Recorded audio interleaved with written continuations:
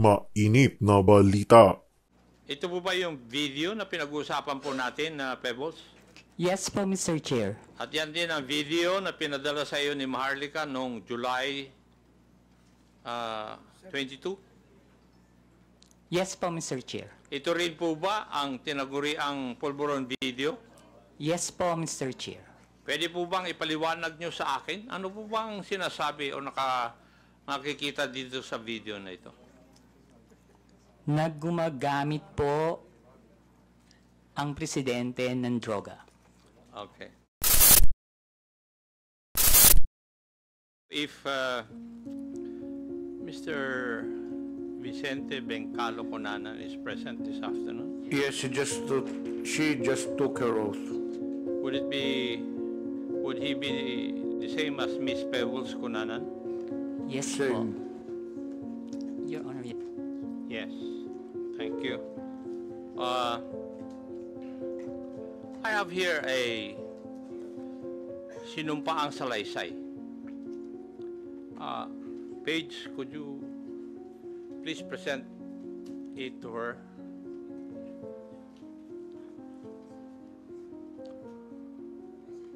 Would that be your affidavit? Subscribed and sworn to? Pakitignan yung dokumento na binigay po sa inyo. Yung po ba ay affidavit po ninyo? At pirma nyo po ba yun na andyan? Mr. Chair, yes po. Thank you. Page, pwede bang?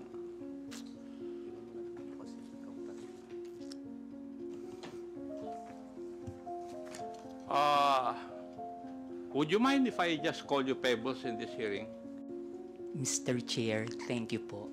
Okay. Hate ko po yung Vicente. Okay. Thank you. Pebbles.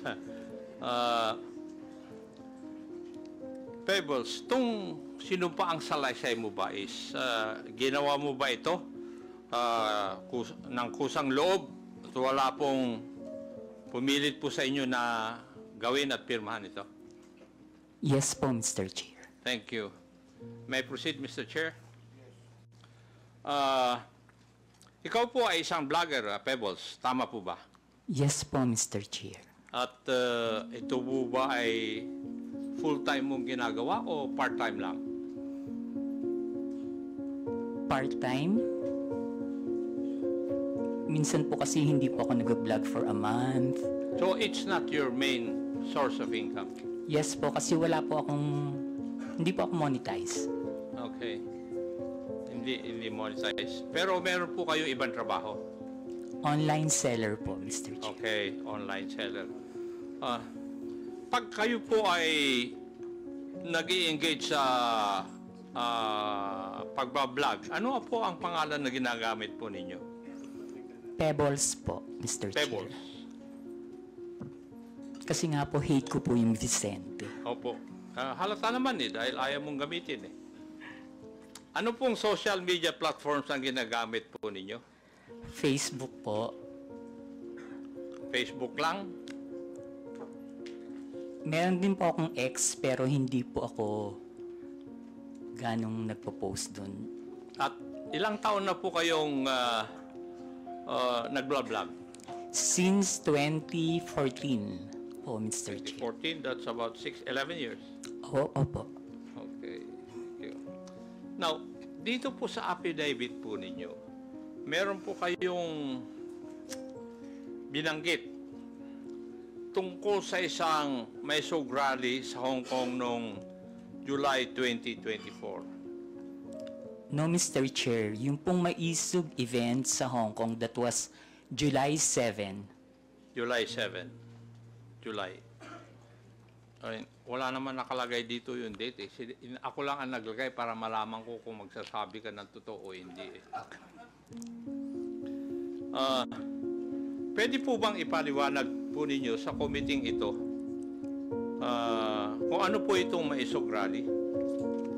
Yan po yung normal, Mr. Chair, na ginagawa ng TOPS Coalition, yung Maisog event na sa iba't ibang lugar, katulad ng sa New York, sa Vancouver, maski dito po sa Pilipinas, sa Liwasan. Yan po yung Maisog rally na sinasabi. At ginagawa ito sa iba't ibang lugar ng Pilipinas at saka ibang bansa. Opo. Thank you. Ikaw ba ay kusang loob na pumunta doon sa mga maisog rally na yan? O sa mga lugar na ito? Kapag ini-invite po ako, Mr. Chair, nagpupunta po ako. Pero pag hindi po ako invited, hindi po ako pumupunta. Pag ini-invite ka, Opo. may sumasagot po ba sa iyong pamasahe? Meron po. Meron. Pati yung accommodations po ninyo? Yung pamasahe lang po, pero yung accommodations, kapag isang beses pa lang po kasi ako nakapunta ng abroad na maisog rally Saan po yun? sa Hong Kong. Sa Hong Kong. Doon po, yung friend ko po yung nag-sponsor sa akin ng airfare and hotel. At pwede ko po bang malaman? Masabi po ninyo dito sa committee ito kung saan ka nag-stay at saka ilang araw ka na natili doon sa Hong Kong?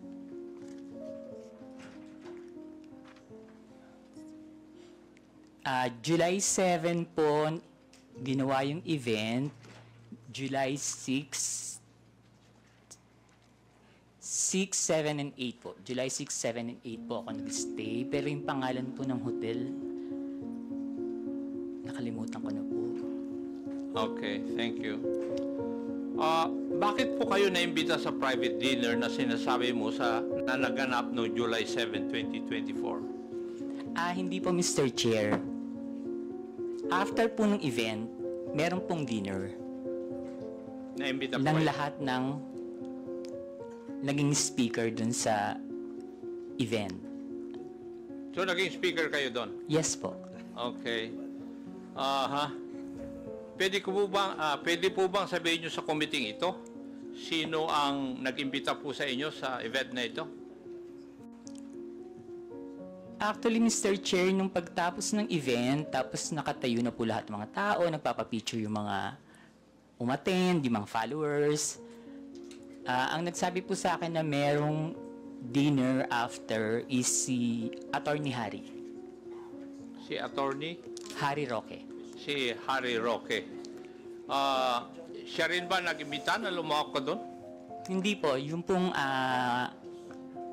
organizer ng Maizog Hong Kong.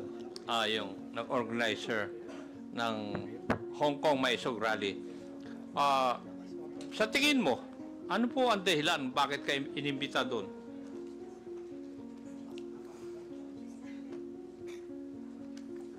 Kapareho rin po nung mga ginagawang rally dito sa Pilipinas, na sabihin lahat ng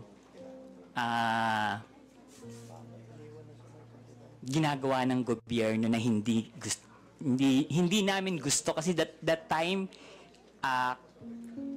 kalaban po ako ng gobyerno. Liwanagin po natin yon. Kalaban ka ng gobyerno? Ano Opo. po ang ibig sabihin po ninyo sa ano po? kalaban ka ng gobyerno? Mr. Chair, Kayo po ba ay critic ng gobyerno? Yes po, kritiko yun. po. Kasi Opo, malawak po kritiko yung po. sinasabi po nyo na kalaban ka ng gobyerno. sorry, kritiko po ako ng gobyerno. Kritiko ka ng gobyerno. Okay. Meron akong meron pong binabanggit sa iyong affidavit na pagkatapos ng nangyaring maisog rally sa Hong Kong, ikaw ay naimbita na dumalo sa isang pribadong dinner kasama ng mga iba pro-Duterte vloggers at personalities. Meron akong ipapakitang litratong ito sa screen. Pakisabi lang kung ito po ang sinasabi po ninyong dinner na nangyari. Yes po, Mr. Chair. Comsec, please flash the photo on the screen.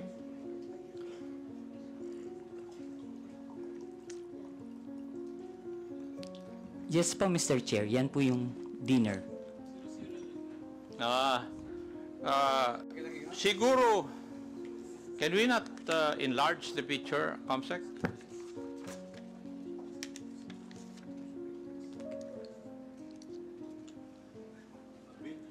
Okay. Thank you. mukhang kuha ito sa isang private room na isang restaurant. Tama ba ako? Hindi naman po siya private room, Mr. Chair. Hindi. So open. Function room. Hindi po, open po siya.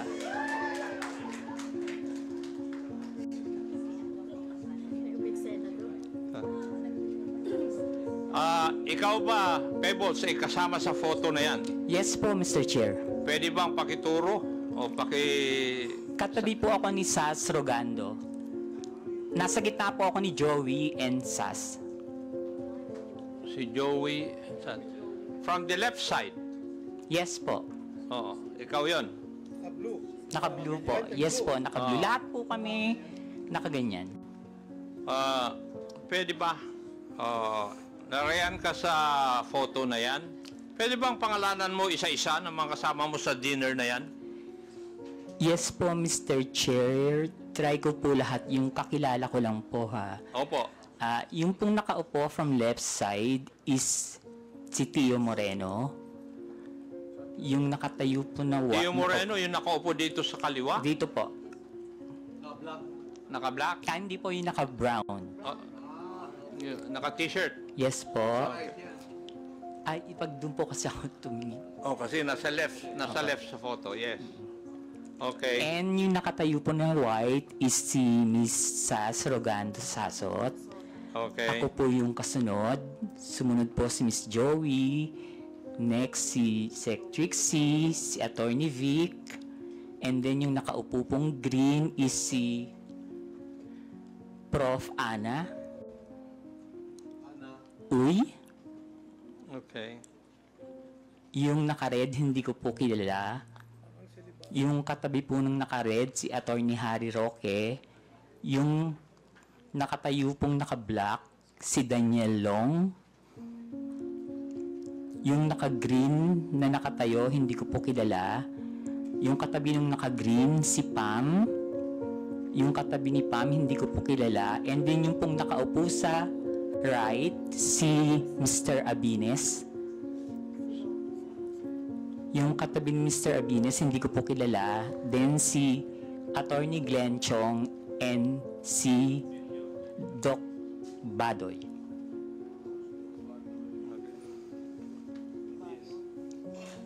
Alam mo ba, Pebbles, kung sino ang nagbayad sa dinner na yan? Ang pagkakaalam ko po si Attorney Harry. Attorney Harry Roque. Okay. Punta na tayo dun sa laman ng iyong affidavit. Sinabi mo sa iyong affidavit, Pebbles, na pinag-uusapan sa dinner na yon na may larawan o picture si Attorney Harry Roque na di umano nagpapakita na gumagamit ng cocaine si PBBM. Sigurado ka ba dyan? Sinabi mo sa affidavit mo na ito? Late po kasi akong dumating, Mr. Chair. So mga 1 hour na sila nandun sa restaurant, nag-uusap. Bago po kami dumating ni Attorney Vic and ni Pam. So mini-message na po nila ako na nasa na daw po ako, marami ng chikahan. So pagdating ko po, yun po yung topic about the Pulburon video. Okay. Sinabi mo rin sa iyong affidavit, Pebbles, na walang pinakitang picture si Attorney Harry Roque doon sa pinag-uusapan po ninyo.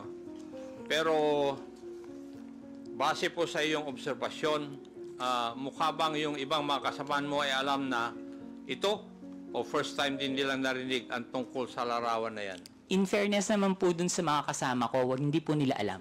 Wala po kaming alam lahat. Okay, thank you. Dito rin sa affidavit po ninyo, pinag-usapan din ninyo sa oras po na yon sa dinner kung paano i-release yung sinasabing picture na hawak ni Attorney Roque. Tama Yes. po ba? Yes po, Mr. Chair. At napagkaisahan na mas maigi na yung photo na yon ay pa-release sa isang foreign influencer para mas kapani-paniwala. Mr. Chair, hindi naman po na pagkaisahan, pero nagbibigay po sila ng mga opinion na dapat siguro sa international blogger dapat na maglabas, or yung Australian reporter na nag-interview kay PBBM, pero hindi po siya napagkaisahan. Kumbaga nagbibigay lang po sila ng mga opinion. Okay, thank you. Pebbles, kung totoo man ang picture, bakit kailangan pa maghanap ng foreign influencer to release the picture?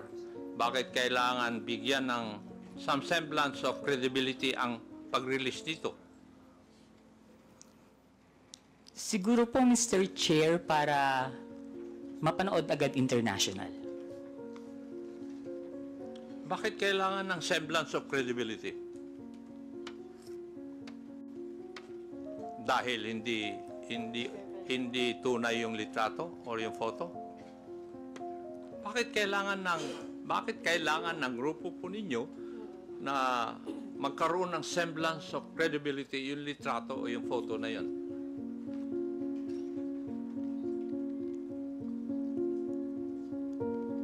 Hindi ko po... Kasi that time po, Mr. Chair, nakikinig lang po ako. Hindi po ako nagbibigay ng opinion na ilabas ng international blogger. Nakikinig lang po ako sa kanila. Wala po akong binigay na opinion na, sige, ilabas mo. Dapat ilabas siya ni ganito. Dapat ilabas siya ni ganyan. Hindi po ba, Pebbles, having in this business for 11 years, kung kailangan bigyan ng credibility isang bagay, yun ay dahil yung isang bagay na yun ay alanganin. Yung bang pwedeng hindi totoo? Yes po, Mr. Dahil Chair. kung totoo yun, hindi nyo na kailangan na bigyan ng credence o credibility. Yes po, Mr. Chair. Yes, thank you. Sa iyong obserbasyon, Pebbles, sino ang nangunguna sa diskusyon nung oras po na yun? Mr. Chair, si Attorney Harry Roque po. Si Attorney Harry Roque. Now, pwede ko bang tatanungin, Pebbles, at that time na ikaw ay nag-vlog, ng panahon na yon, ikaw ba ay DDS? Hindi po, Mr. Chair. Ano po kayo? Pro-Philippines. Pro-Philippines. Wala po akong pinapanigan. Wala kayo pinapanigan. Hindi po ako BBM blogger that time, hindi rin po ako DDS. Pero sa mga vlog ninyo, sumusuporta po kayo sa mga Duterte. Hindi po, Mr. Chair. Hindi. Okay.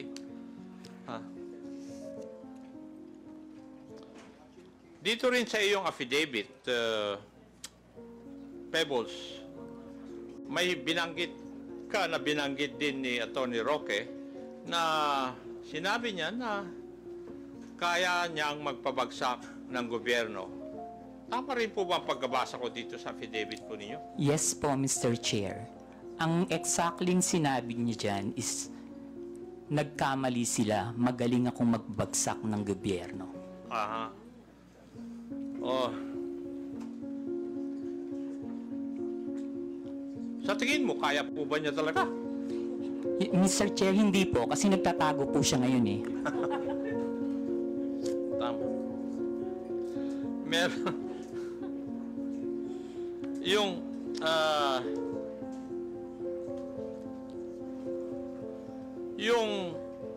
sa iyong interpretasyon, Pebbles, nung gabi na yon,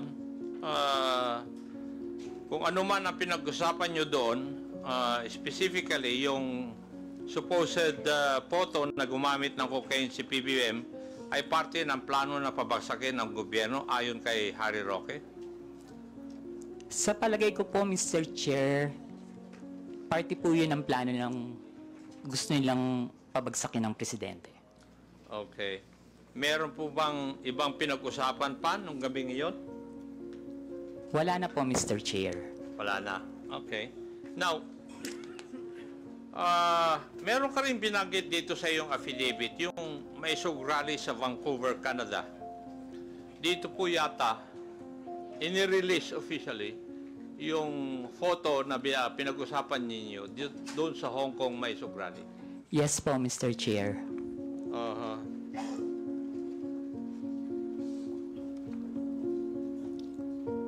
Comsec, paki-plus po ang video clip na nagpapakita ng pag-release ng Pulveron video sa rally sa Vancouver.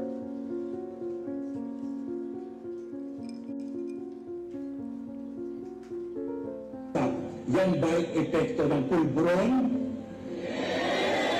Kailangan sumagot siya ng tama, lalong-lalo na mukhang mailalabas na ang pulburon video.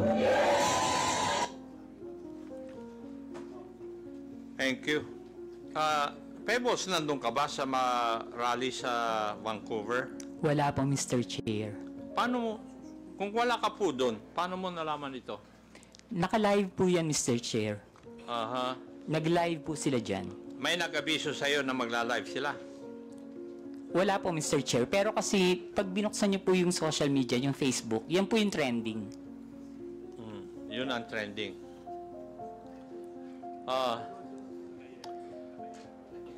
Pebbles, mapapansin sa isang video na si Atty. Roque mismo ang nasa entablado at nangunguna sa rally. Tama. Yes po, Mr. Chair. Siya rin ang nagbibigay ng pahayag sa harap ng mga tao, kaya masasabi ba natin na aktibo siyang bahagi ng event na ito? Yes po, Mr. Chair. So, malinaw na si Atty. Roque ang isa sa mga pangunahing personalidad sa rally kung saan inilabas ang Pulveron video. Yes po, Mr. Chair. At base sa video, siya mismo ang nasa sentro ng kaganapan. Tama rin. Yes po, Mr. Chair. Ngayon, ayon din dito sa iyong sinupang salaysay, isa sa mga dumalo sa Vancouver Maisog Rally ay si Maharlika. Yes po, Mr. Chair. Pwede po bang sabihin mo kung sino itong si Maharlika? Si Maharlika po yung isang vlogger niya taga-US. Taga-US. Ayon din dito sa iyong salaysay, parang alam na ni Maharlika ang nilalaman ng video bago pa ito may sa publiko. Bakit po ninyo nasabi ito? Paulit po, Mr. Chair. Ayon dito sa iyong salaysay din, parang alam ni Maharlika ang nilalaman ng video bago pa man ito may sa publiko. Yes po, Mr. Chair. Ano po ang basehan ninyo? Kasi noon pa po niya sinasabi na may video. Okay. Ayon sa iyong affidavit, sinabi mong nagpadala sa iyo ng mensahe si Maharlika bago pa man lumabas sa video na tinaguri ang Pulveron video. Tama rin po ba? Yes po, Mr. Chair. Ano po yung nilalaman ng mensahe sa iyo? Na may video po at naka-green na damit si PBBM. Okay. At sinabi mo rin sa iyong affidavit, hinikayat ka ni Maharlika, nasakyan mo ang ilalabas na video. Ano po ang ibig sabihin nito sa iyong konteksto? Ang sabi niya po is, sakyan ko na lang. Kasi po, ang sinasabi ko po sa kanya is, nakakainis kayo, bakit kayo may kopya? Kami wala. True. Bakit naman kaya sinabihan ka ni Maharlika tungkol sa video bago pa man lang ipalabas to?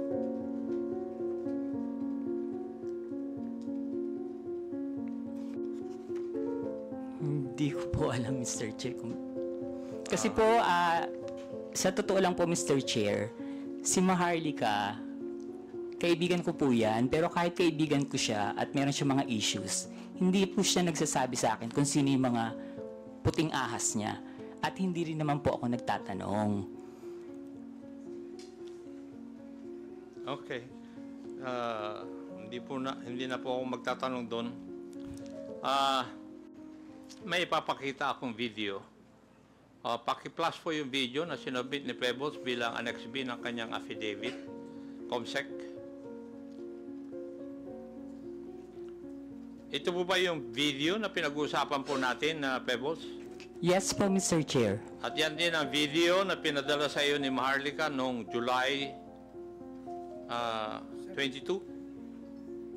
Yes po, Mr. Chair. Ito rin po ba ang tinaguriang pulburon video? Yes po, Mr. Chair. Pwede po bang ipaliwanag nyo sa akin? Ano po bang sinasabi o nakikita dito sa video na ito? Naggumagamit po ang presidente ng droga. Okay. Meron din dito sa iyong affidavit. Binanggit mo yung isang raw version at yung enhanced version. Pakipaliwanag po sa amin. Ano po ang ibig sabihin nito sa iyong affidavit? Yung raw version po kasi, kapag tiningnan nyo, hindi nyo siya masasabi na kahit na hindi po siya talaga, hindi nyo rin po talaga masasabi na si PBBM. So, in-enhance po nila yung video para mas maging maliwanag at mas makita. Okay. Ang ibig nyo bang sabihin, na-edit yung video? Yes po, Kung Mr. sa Chair. enhanced version? Maski po yung raw video, hindi po ako naniniwala na si PBBM yan. Ano po yung inyong basihan? Kasi po, Mr. Chairman, can I? Pwede pakiulit yung sinabi mo kanina, Miss Kunanan? alin po, Mr. Chair? Yung indisi, ano yun? Sino yun? Sa raw at saka enhanced version? Hindi po si PBBM yan. Indisi. PBBM, hindi po yan yung presidente. Thank you, Mr. Chairman. Ano po yung basihan po ninyo, Pebbles? Kasi po, Mr. Chair, hindi naman po talaga yun yung mukha ni PBBM. Noon ko po pa kasi siya kilala. And kung yung edad niya that time, kung titingnan po mabuti yung nasa video, kung 30 plus pa lang siya or 40, parang wala pa po yatang cellphone nun. Mm-hmm. Okay.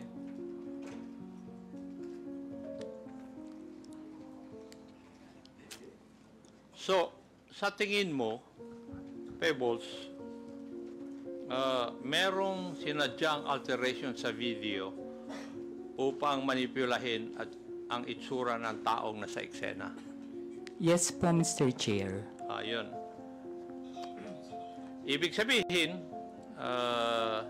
lumalabas na planado ang pagpapakalat ng video para makapanira kay PBBM. Tama po. Yes po, Mr. Chair. At ayon sa iyo, si Harry Roque ang may pakanan nito. Yes po, Mr. Chair.